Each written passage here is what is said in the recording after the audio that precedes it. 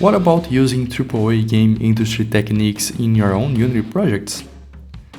State machine is a technique that will prevent you from creating spaghetti code and help you to create scalable and easy to maintain code. And you may be thinking, well, where can I use it? Well, you can use it to program characters, NPCs, animals, vehicles, world objects, user interfaces, and many more. Not only that, I will give you tips that many senior developers are using to design their own code.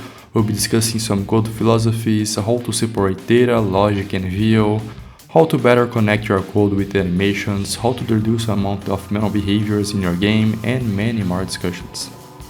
And the beauty of it is that you can grab the same idea and apply it to different game engines, not only Unity, but you can use it in Unreal, Godot, Flex Engine, and even more because state machines are not only used in games, but in many real-time applications like cars, airplanes, medical equipment, and many more.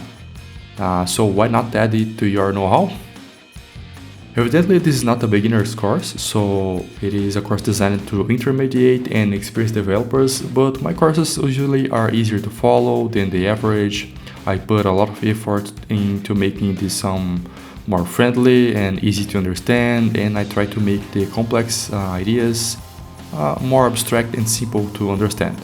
And my goal here is absolutely not to make you to spend your time copying things, but actually teaching you on how can you think to solve your problems and give you tools and tricks to do it.